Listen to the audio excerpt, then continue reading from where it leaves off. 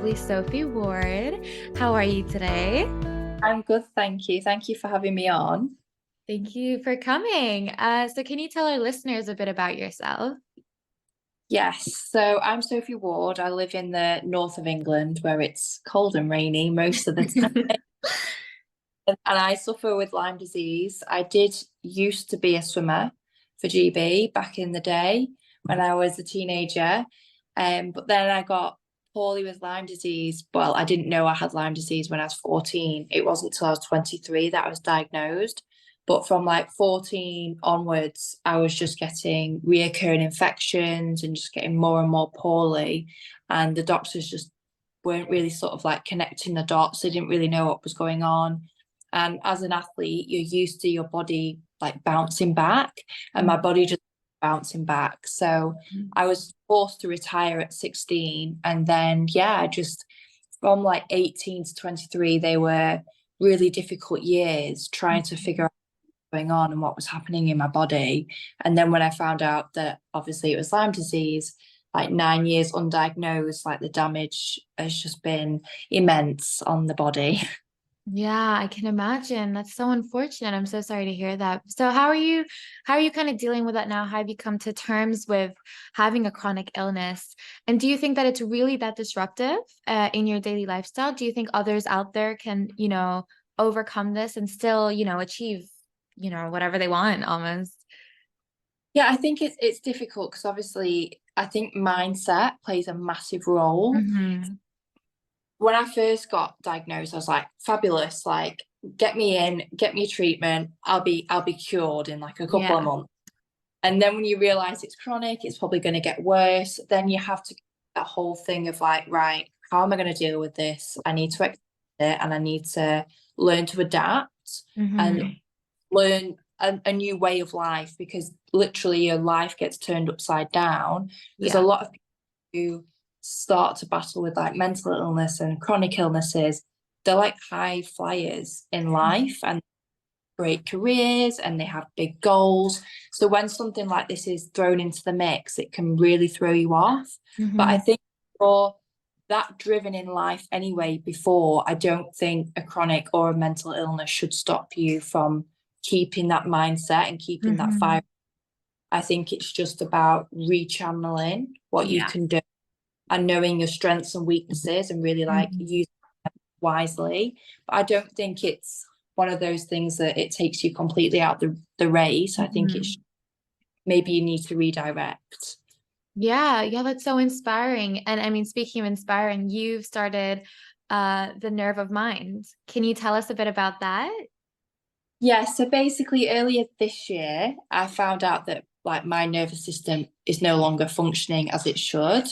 Hmm. So that caused me more problems in the future, like Parkinson's disease and like other sort of neurological illnesses. So me and my friend also, she suffers from Lyme disease and she's the same. She has a lot of neuro symptoms. We Hmm. just have to raise more awareness on this, on the fact that infections, viruses, bacterial, fungal can all cause neuro problems further down the line and Hmm. that be sort of really damaging to your overall health on top of the illness that you're already battling. But that's why we sort of think, right, there's sort of a gap in the market for giving support and offering education on this. This is like our way of sort of highlighting the issue and hopefully helping people. We really want to fundraise and then get into place with a grant scheme, offer grants to people so that they can get doctor's appointments, surgeries, testings, everything like that that they need. Because as we know, it's very expensive. Yeah. Not everything is covered on the NHS. Mhm. So well, that's what sort of kind of led us, and that's the drive we sort of went with, that we want to support people with this. That's so amazing. That's really a great initiative. And, I think it's something that people don't talk about as much. I think it affects so many of us, but it's a topic that really isn't discussed that much. But there is this kind of misconception there that physical illnesses affect you in a greater degree than maybe mental illness. What do you think about this kind of preconceived conception out there? Um, I don't think that's right, to be honest. Hmm. Because I think both mental illnesses and chronic illnesses, they both overlap. So if you've got a chronic illness, even if you've got physical symptoms, you'll also have mental symptoms. And the same with like, illness, like your mental illness will show up physically as well. So I don't think you can compare the two, because I think it's a bit like there's not one size fits all. Everyone's going to suffer with symptoms across the board. So someone may have a mental illness and their symptoms may be more like mentally associated than physically associated, and then you could get Sally down the road and hers are more physical, and it doesn't mean anyone's worse off. Mm-hmm. It's just our body reacts to these illnesses, and I think that's what makes it so hard to treat Mm-hmm. across. Yeah, I completely agree. And speaking of mental illnesses, do you think there's any intersectionality or any kind of overlap between mental illnesses and maybe even feminism? Or do you think there's gender-based inequality that affects, kind of mental health specifically? I think I think obviously I think it's harder for men to be vulnerable, to be honest, and be Yeah. emotional. Is obviously in our day and age, and it's not right, but obviously the words like "man up" and those kind of Hmm. like "have you got balls" and not, and Hmm. it's all wrong, but they get used in like movies and series, and then men sort of absorb this because it's with society and we're bombarded with it. So then they think they have to be like the man, not show emotion, never cry, never open up, or if they do open up, they'll be judged as weak and that they're not strong enough to handle it. And Yeah. that's not the like everyone is entitled to have their own emotions and Hmm. to be emotionally supported whenever they open up. And it's the same with women, I think probably more recently, but maybe like in the 60s and things, like, the suicide rate was horrendous because they Hmm. felt they could be the strong ones, and they were the ones who had to just stay at home and like almost be very, very lonely and very cut off because the Yeah. man was working and like was able to socialize. So I think it's very weird how as we move through the times, like it sort of changes, but at the Mhm. same time we need to sort of break the stigma that it's a bad thing to be vulnerable and be emotional. And I think we're it, but I don't think we're there yet. Yeah, I completely agree. And I think you mentioned kind of seeing stuff in movies and seeing stuff in shows, and you hear stuff in music. How significant do you think pop culture is when it comes to mental illness and kind of creating that stigma against kind of mental illness? Massive, absolutely massive. It's even sort of celebrity culture as well. Like you see footballers struggling with like their sexuality or their Mhm. mental, they don't feel able to come out because they don't want to lose their career, and they don't, want it to taint their career path moving forward. And again, that's wrong. But again, they're surrounded by that influence of the culture they're in. And Mhm. we've got like us looking up to these role models. So obviously we're trying to like live through them. So Mhm. picking up the same traits that they're projecting onto the screens. And I think that's where, again, another issue is. Mhm.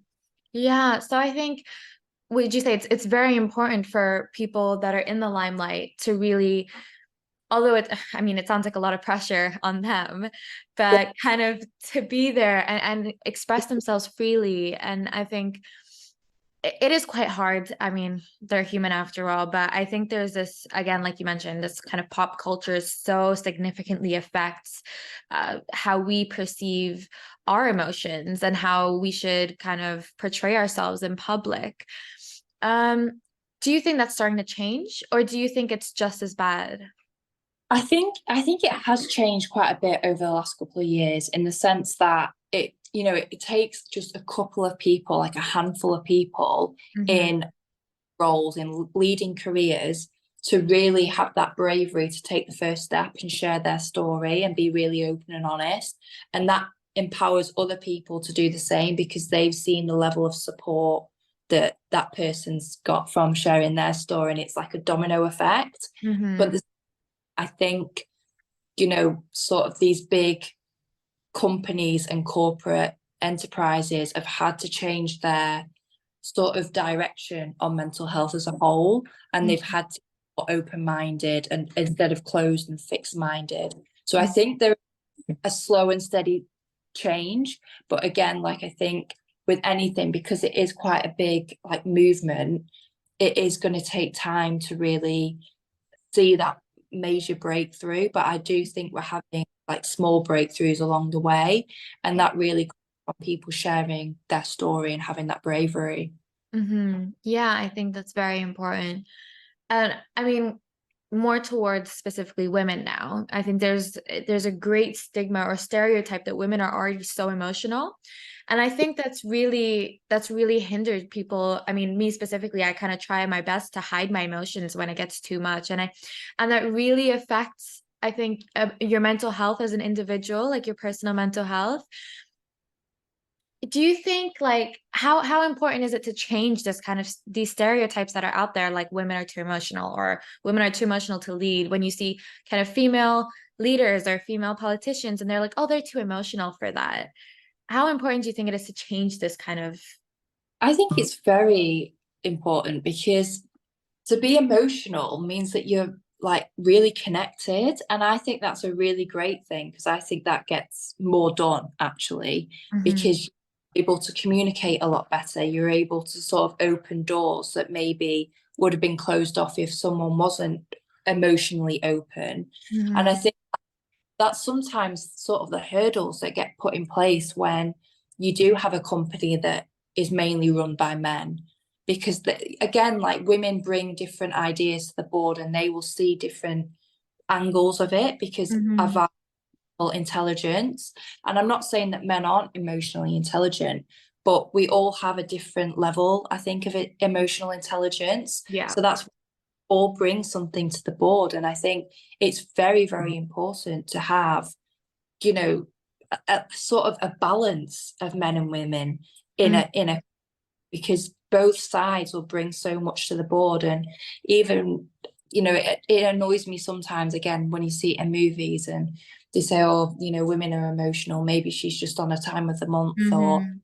like, no, like we've just learned to be vulnerable and accept those emotions and process them as we go through them. And Mhm. that's like a life skill and something that really benefits our well-being. It's not something that should be shamed Yeah. or put time of the month. And I think it's really wrong that as well. Yeah, I absolutely hate when I hear that, when it's like, oh, you're getting really emotional. Is it your time of the month? It's so frustrating. I think it really, that narrative really needs to change. Um, so I think in that sense, in your opinion, how do you think we can create safe spaces for women and men to discuss mental health concerns and seek support from others in a kind of environment where they don't feel judged or looked down upon? Yeah, I think obviously it sort of does start within their workplace, because I think obviously a lot of us spend most of our days in our workplace. So I think offering better support, knowing that you've got a leader that you can go to if you are having like emotional problems or troubles, that you can go and speak to and it be a safe area for you to open up, can really be helpful, because then you're not taking those emotions the wrong way and handling them the wrong way in the workplace. But then I also think the sort of guidance you get from these like support networks you can take home, and it can help you enhance your home life as well. But these big companies have the funding, they know like the connections and the people that they can get in to help offer that support. So I think that is a great place to start, and then it can expand out. Yeah, I completely agree. But I think you see a few companies now starting to kind of implement mental health as a concern. You kind of have days off when your mental health isn't too good, but you still see these major, like big, really big companies up there who don't really make a change because they know that people would kill to work for them, and they would do anything to work for them. How toxic do you think that kind of work culture is? I think sadly, unfortunately, we've got a society that's driven by money, Mm-hmm. and they don't see people, they see the dollar sign, and that's brutal honesty of it. And sometimes, these smaller companies that can nurture and appreciate and respect their staff will really, do everything they can to support them and do what they can, with any form of healthcare, they'll help, fund physical and mental health care if they need it. Whereas Mm-hmm. big, they just think we can replace you. We've got all the money in the world, and we just want to chase more, more, more, and more. And they Mm-hmm. don't people behind the problem. They just see the problem Yeah. and they see you as a problem and they want to get rid of it, which is really upsetting. But it's just it's sad to see the world that way. And I Mm-hmm. really these smaller companies lead by example and keep to their what they're doing now at grassroots level, so that Mm-hmm. hopefully bigger companies will be forced to change at the end of the day because they'll be being shown up basically. Yeah, yeah, it's really sad to see that kind of the treatment of their employees that way. And I think it might take time to progress to a better kind of state, but I think with a bit of pressure it might end up happening down the line. So going back to mental health as kind of a whole, it's often grouped together as a non-gendered topic. I think usually you have mental health as just kind of like as a whole. But, women and men both have different needs. They both experience different things. Women have maybe hormonal changes that change their mental health, and they have pregnancy, they have motherhood, things that men won't relate to. So, how important do you think it is to have specific or gendered specific mental health services or advice? Oh, 110%. It's so important because, like you said, the level like of support that you give is also like very different, and it's Mm-hmm.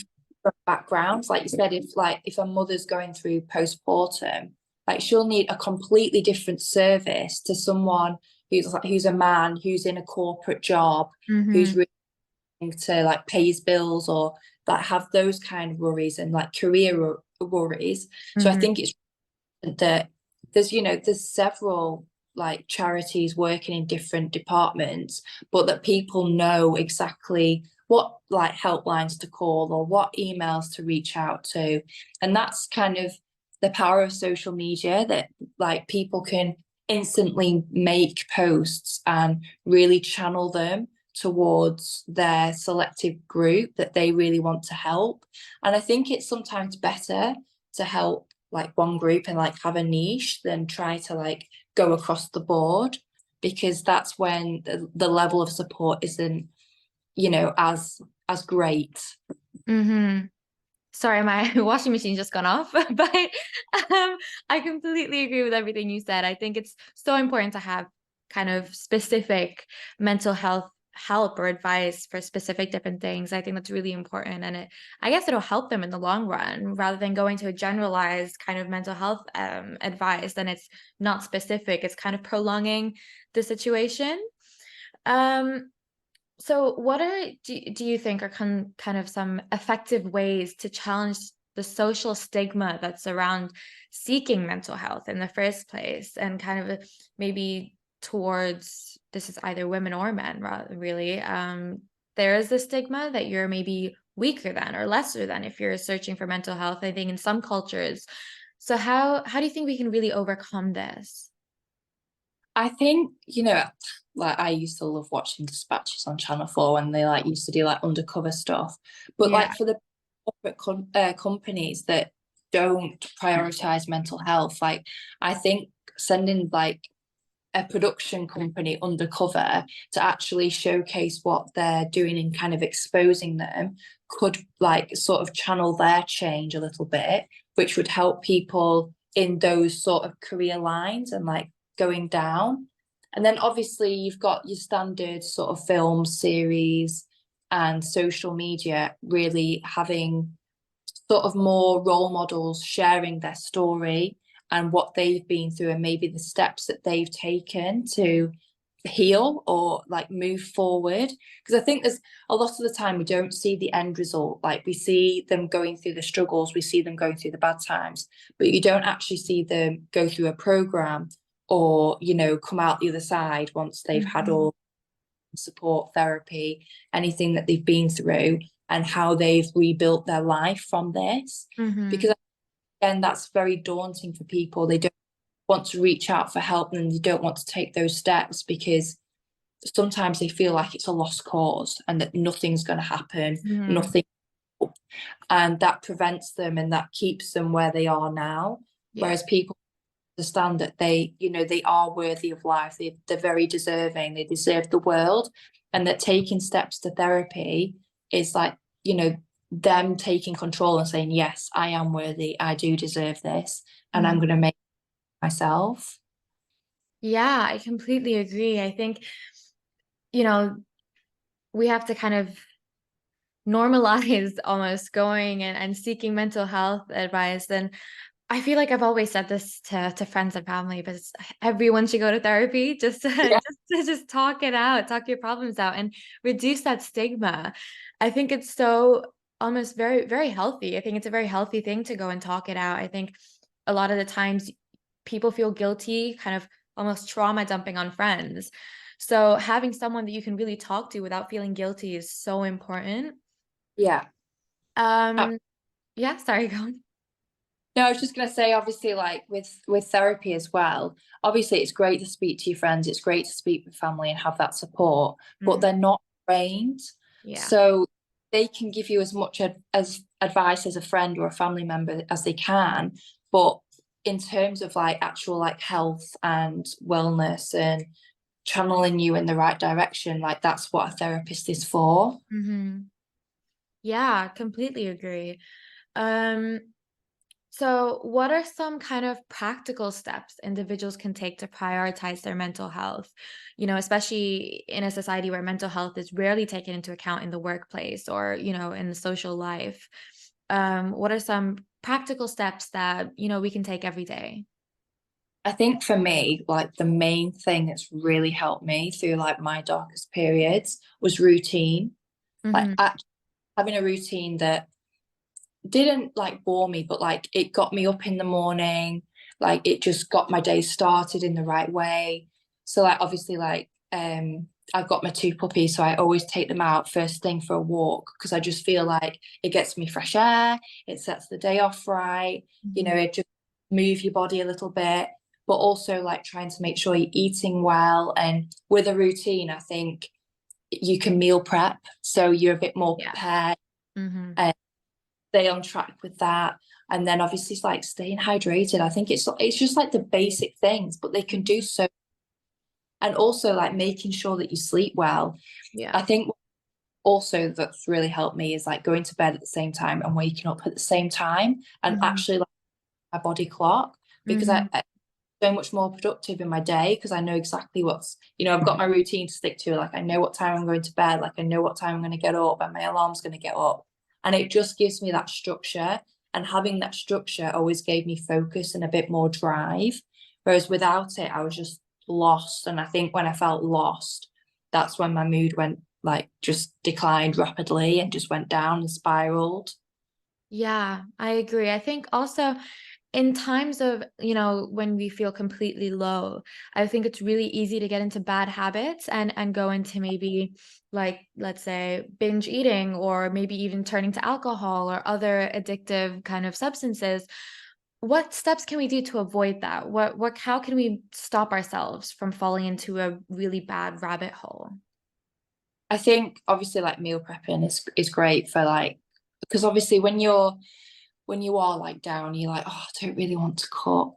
And then it's like, do we just get a takeaway or do I just grab something that's out of a packet? Mm-hmm. And I think meal prepping and making sure that you've got meals for the week can really help because you don't have that weight on your shoulders of having to cook every single night. So I Mm-hmm. think like a massive help. But also like sometimes it's if you know that you could end up snacking a lot. It's not like buying those sort of foods in and Yeah. making sure buy like fruits and like yogurts instead, and just really making really conscious decisions. And when it comes to alcohol, like it is difficult because our society is very driven by like socializing with alcohol. Mm-hmm. And a lot of the time you can almost feel peer pressured. If you went to the bar and ordered like a Coke, they'd be like, why aren't you getting a rum and Coke? Like, what you Yeah. doing? Yeah. You feel pressure to get Mm-hmm. one, even though one. So I think again, it's all about like sticking to your guns. And sometimes like what helped me on that front was like taking less cash out and just using the cash that I had. So then Mm-hmm. I've only got a fiver, so I can only afford a Coke. Yeah. And it would stop me because like I wouldn't have my card with me. So it was not like I could just tap it. So Mm-hmm. that helped a lot because I found it really hard when I was going through like my deepest depression. Like I just wanted to numb the pain, and I thought that like alcohol would be the answer, and Mm-hmm. it just wasn't, because it obviously, as we know, it makes everything worse. So Mm-hmm. that was my dealing with it. That like I wanted to see my friends, but I didn't want to fall down that rabbit hole again. So Yeah. then be like, right, I've only got a fiver. Gonna make an hour. So Yeah, that's really smart actually. I never even thought about that, but it's so easy when you've got a card or contactless and just tap away. It's really it's you know, it's really bad. It's a very bad addiction. yeah. Um but thank you so much for the tips, and thank you so much for answering all these questions. I really enjoyed the conversation we've had, and I really will take on board all the advice, and I hope everyone listening will too.